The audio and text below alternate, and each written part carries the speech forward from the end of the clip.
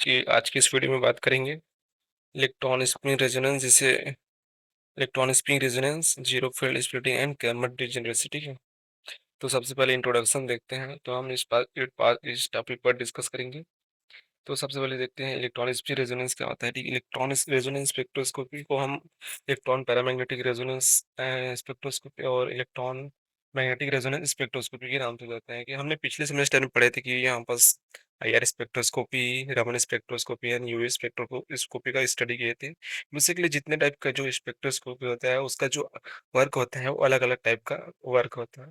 That means हम बोल सकते हैं कि जैसे कि हमारा जो मैथ्स का जैसे कि फॉर्मूला होता है, वो भी बेसिकली एक टाइप का जो मैथ्स का फॉर्मूला होता है, जो एक ही टाइप के जो न्यूमेरिकल होता है उसको सॉल्व करते हैं। हम सभी टाइप के न्यूमेरिकल को सॉल्व नहीं करते। वैसे ही जो हमारा स्पेक्ट्रोस्कोपी होता है वो अलग अलग स्पेक्ट्रोस्कोपी होता है, वो अलग अलग मॉलिक्यूल को डिटेक्ट करके उसके बारे में आइडेंटिफिकेशन, उसकी जानकारी देता है।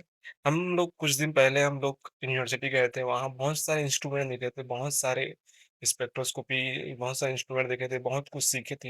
हमारे यहाँ जितने लोग गए होंगे उसको पता होगा शायद कि यहाँ पास हम बहुत सारे इलेक्ट्रॉन माइक्रोस्कोपिक और एफटीआईआर स्पेक्ट्रोस्कोपी, मतलब बहुत सारे पढ़े, बहुत सारे स्पेक्ट्रोस्कोपी थे। नाम तो पता नहीं, लेकिन हमारे साथ गए थे हमारे अनुराधा में। ठीक है, तो हम बस बहुत सारे स्पेक्ट्रोस्कोपी देखे थे। तो जैसे बहुत सारे इंस्ट्रूमेंट होता है, उसका अलग अलग वर्क होता है, अलग अलग मॉलिक्यूल को जो डिटेक्ट करके उसका जो आइडेंटिफिकेशन, उसका जानकारी देता है। वैसे ही यहाँ पर जो यहाँ पर जितने सारे स्पेक्ट्रोस्कोपी पढ़े हैं उसका अलग अलग वर्क होता है। वैसे ही यहाँ पर जैसे कि आईआर स्पेक्ट्रोस्कोपी के थ्रू हम किसी मॉलिक्यूलर का मॉलिक्यूलर वाइब्रेशन की स्टडी करते हैं। रामन स्पेक्ट्रोस्कोपी जो पॉलराइजेटिव पर बेस्ड है, उसका जो रेडिएशन होता है किसी मॉलिक्यूल पर पास कराते हैं, तो वो एक टाइप का इमिशन स्पेक्ट्रोस्कोपी होता है, जो इमिट होकर थ्री लाइंस देते थे। रिलेग लाइन, स्कैटर लाइन, सब तो पढ़े होंगे, थोड़ा थोड़ा याद आ रहा होगा आप लोगों को। जैसे ये हम यूवी स्पेक्ट्रोस्कोपी में रोटेशनल वाइब्रेशन स्पेक्ट्रोस्कोपी की स्टडी करते थे, वैसे ही इलेक्ट्रॉन स्पिन स्पेक्ट्रोस्कोपी जो है एक टाइप का वाइब्रेशन स्पेक्ट्रोस्कोपी है, जिसमें हम किसी भी मॉलिक्यूल का जो है एक टाइप का, मतलब जो हमारा स्पेक्ट्रोस्कोपी है वो ऐसे मॉलिक्यूल पर वर्क करता है, फिर डिटेक्ट करता है। हम बोलते हैं ना, कोई कंपाउंड जो है आईआर एक्टिव है, कि रमन इनएक्टिव है, रमन एक्टिव है तो आईआर एक्टिव है। वैसे ही इस टाइप की जो स्पेक्ट्रोस्कोपी है उसके लिए किस कंपाउंड को एक्टिव बढ़ेंगे, किस कंपाउंड को इनएक्टिव बढ़ेंगे, उसके लिए हम ऐसे कंपाउंड को जो है इलेक्ट्रॉन स्पिन जो है डिटेक्ट कर पाते हैं, इसके पास अनपेयर ऑफ इलेक्ट्रॉन प्रेजेंस होता है या फिर फ्री इलेक्ट्रॉन होते हैं। जैसे कि हमारा जो टंगस्टन मेटल कॉम्प्लेक्सेस होता है उसके पास एक से ज्यादा अनपेयर ऑफ इलेक्ट्रॉन होते हैं। इस टाइप के जो कंपाउंड होते हैं उसे हम इलेक्ट्रॉन स्पिन रेजोनेंस के थ्रू डिटेक्ट करके उसके बारे में जानकारी प्राप्त कर सकते हैं। ठीक है, तो यहाँ पर जो हमारा इलेक्ट्रॉन स्पिन रेजोनेंस है वो एक टाइप का एब्जॉर्प्शन स्पेक्ट्रोस्कोपी है, जो जो माइक्रोवेव रीजन में एब्जॉर्प्शन शो करता है मैग्नेटिक फील्ड के प्रेजेंस में।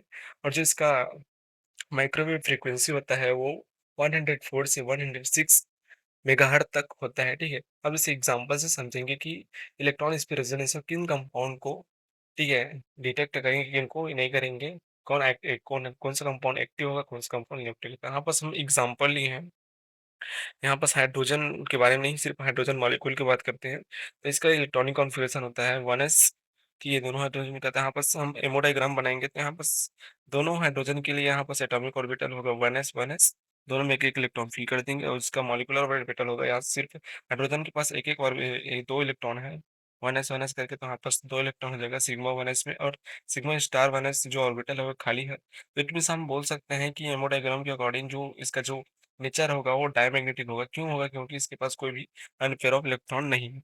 अब यहाँ पास बात करते हैं O2, ठीक है, ऑक्सीजन मॉलिक्यूल की बात करते हैं, तो इसका एटॉमिक नंबर होता है 8। एंड यहाँ पास देख सकते हो कि यहाँ पर जो ऑर्बिटल है इसमें, ठीक है, यहाँ पास जो इसका इलेक्ट्रॉनिक विन्यास होता है 1s2 2s2 एंड 2p4। तो इसका जो ऑर्बिटल है होटल में, इसमें यहाँ पास 4 इलेक्ट्रॉन है पी ऑर्बिटल में। तो यहाँ पास जो इसका एटॉमिक ऑर्बिटल होता है उसमें हम फिल कर देंगे यहाँ पास, ठीक है, यहाँ पास फोर फोर इलेक्ट्रॉन, मतलब 4 इलेक्ट्रॉन टूपी में, 4 इलेक्ट्रॉन इस वाले टूपी में जो है एटॉमिक ऑर्बिटल है। और जो बीच वाला जो बॉक्स से बना है वो मोलिकुलर ऑर्बिटल है। तो यहाँ पास सिग्मा 2p में 2 इलेक्ट्रॉन, यहाँ पास टोटल 8 इलेक्ट्रॉन फिल कर देंगे। 2 इलेक्ट्रॉन 2 इलेक्ट्रॉन 2 इलेक्ट्रॉन, तो यहाँ पास पाई 2p में यहाँ पास 2 इलेक्ट्रॉन है, क्योंकि बस जो ऑक्सीजन के पास टोटल 1 इलेक्ट्रॉन आता है, तो यहाँ पास पाई 2 में दो अनपेयर इलेक्ट्रॉन है, तो हम बोल सकते हैं कि ये पैरामैग्नेटिक है। इट मीन्स यहाँ पर जो H2 मॉलिक्यूल है वो ESR इनएक्टिव होगा एंड O2 जो है वो ESR एक्टिव होगा, क्योंकि इसका जो नेचर है वो पैरामैग्नेटिक है और उसके पास अनपेयर ऑफ इलेक्ट्रॉन प्रेजेंस है, ठीक है। अब बात करते हैं इसका बेसिक प्रिंसिपल क्या होता है कि ये इलेक्ट्रॉन स्पिन, जैसे कि हम बात करते हैं इलेक्ट्रॉन स्पेक्ट्रोस्कोपी एक टाइप की एब्जॉर्प्शन स्पेक्ट्रोस्कोपी है जो माइक्रोवेव रीजन में एब्जॉर्प्शन शो करता है और इलेक्ट्रॉन मैग्नेटिक फील्ड के प्रेजेंस में, ठीक है। तो यहाँ पर जो हम किसी मॉलिक्यूल को डिटेक्ट करते हैं इलेक्ट्रॉन स्पिन रेजोनेंस के प्रेजेंस में, तो क्या होता है कि यहाँ पर हम माइक्रोवेव सैंपल को रखते हैं, यहाँ पर एक मैग्नेट है उसमें हम सैंपल को रखे हैं, हम डायग्राम में देख सकते हो यहाँ पर माइक्रोवेव रेडिएशन पास करते हैं, तो कुछ रेडिएशन जो है वो बाहर निकलते हैं एंड कुछ रेडिएशन जो है वो कंपाउंड में चला जाता है। तो इस जो रेडिएशन है उसके थ्रू एक ग्राफ मिलता है जिसके बारे में इसकी क्वांटिटी और क्वालिटी की एनालिसिस करते हैं और इसके बारे में जानकारी प्राप्त करते हैं। यहाँ पर देख सकते हो, यहाँ पर एक ग्राफ है वो एक जिगजैग टाइप से मिलता है, जैसे कि हमारा हार्ट का जो ग्राफ मिलता है वैसे यहाँ पर जिगजैग करके यहाँ पर ग्राफ मिलता है, तो ऊपर की ओर प्लस और नीचे की ओर माइनस है। जो कि ऐसा क्यों होता है, क्योंकि जब हम मॉलिक्यूल को हम किस सैंपल में रखते हैं तो ऐसा क्या होता है कि जब जो एनर्जी लेवल है वो ग्राउंड स्टेट से हाईएस्ट एक्साइटेड स्टेट में जाता है तो उसका जो स्पिन है वो चेंज हो जाता है, वो में जो एक्सटर्नल मैग्नेटिक फील्ड की ओर एडजस्ट हो जाता है, ठीक है। अब देखते हैं कंपैरिजन देखते हैं कि NMR spectroscopy and electronic spectroscopy किस टाइप से डिफरेंस होती है। तो यहाँ पर देखते हैं एनएमआर स्पेक्ट्रोस्कोपी में देखते हैं कि जो एनर्जी स्टेट है वो न्यूक्लियर मैग्नेटिक स्टेट की वजह से होती है एंड जो उसका एंटी मूवमेंट होता है वो इलेक्ट्रॉन स्पिन रेजोनेंस की वजह से होते हैं, न्यूक्लियर मैग्नेटिक रेजोनेंस की वजह से होता है। बट जो हमारा इलेक्ट्रॉन स्पिन रेजोनेंस है उसका जो एनर्जी स्टेट है वो इलेक्ट्रॉन मैग्नेटिक रेजोनेंस की वजह से होता है। और हमें जो इलेक्ट्रॉन स्पिन रेजोनेंस में जो सिग्नल मिलता है वो एक जो सिग्नल मिलता है वो एक टाइप का सिग्नल जो है वो जो जो इन इलेक्ट्रॉन इलेक्ट्रॉन जो न्यूक्लियर के जो इंटरेक्शन होता है उसकी वजह से वो सिग्नल जो है वो डबलेट ट्रिपलेट में स्प्लिट हो जाते हैं। बट हमारे पास इलेक्ट्रॉन स्पिन जो स्पेक्ट्रोस्कोपी होता है उसमें जो सिग्नल मिलता है वो स्प्लिट नहीं होता, बल्कि जितना ज़्यादा इलेक्ट्रॉन स्पिन रेजोनेंस स्प्लिटिंग होगा उतना ज़्यादा मैग्नेटिक प्रोड्यूस होता है और ब्रॉडली सिग्नल देता है, ठीक है। यहाँ पास देख सकते हो इसका एनएमआर का सिग्नल है वो शार्प है, बट इलेक्ट्रॉनिक स्पीड रेजोनेंस का सिग्नल है वो एक जिगजैग टाइप से है, ठीक है, यही डिफरेंस है। अब देखते हैं कि इलेक्ट्रॉन स्पेक्ट्रोस्कोपी एक ऐसा इक्विपमेंट है जिसके थ्रू हम फ्री रेडिकल के बारे में स्टडी कर सकते हैं, उसे डिटेक्ट कर सकते हैं। तो बेसिकली हम फ्री रेडिकल के बारे में क्या जानते हैं कि किसी भी कंपाउंड में जो होमोलिटिक बॉन्ड फिशन होता है तो फ्री रेडिकल का फॉर्मेशन होता है। आप बस देख सकते हैं कि कार्बन के पास अभी कितने हैं, ठीक है, टोटल 8 इलेक्ट्रॉन है। इट मीन्स इसका जो है ऑक्टेट रूल के अकॉर्डिंग जिसका ऑक्टेट कंप्लीट है और ये स्टेबल है। बट यहाँ पर जो है कार्बन और हाइड्रोजन के बीच होमोलिटिक बॉन्ड फिजन होगा तो एक बॉन्ड क्या होगा, बाहर चले जाएगा। एक बॉन्ड किसके एक इलेक्ट्रॉन जो है हाइड्रोजन के पास चला जाएगा और एक कार्बन के पास। तो यहाँ पास methyl carbocation methyl free radical बनेगा। इट मीन्स यहाँ पर देखना है कि फ्री रेडिकल कैसे क्या होता है। तो जो फ्री रेडिकल है बहुत ही डेंजरस, ठीक है, फ्री रेडिकल जो है वो बहुत ही डेंजरस टॉक्सिक मटेरियल होता है जो जो बहुत ही अनस्टेबल होता है। अपने आप को स्टेबल करने के लिए एटमॉस्फेरिक के किसी भी कंपाउंड या फिर एटम से जो है वो रिएक्ट कर देता है। और जो ये फ्री रेडिकल होता है वो एक टाइप का ऑक्सीडेंट होता है जो हमारे बॉडी के लिए काफ़ी हार्मफुल बताता है। जो बॉडी जो होता है वो, ठीक है, समय से ज़्यादा एजिंग दिखता है, ठीक है, ओल्ड दिखता है। तो यहाँ पास क्या होगा आगे देखते हैं इसका क्या-क्या इफ़ेक्ट है। तो यहाँ पास फ्री रेडिकल का इफ़ेक्ट देखते हैं कि सबसे पहले फर्स्ट फ्री रेडिकल का क्यों जो बहुत सारे इफ़ेक्ट हैं, देखिए फ्री रेडिकल क्यों हमें हार्म पहुँचाता है कैसे, ठीक है।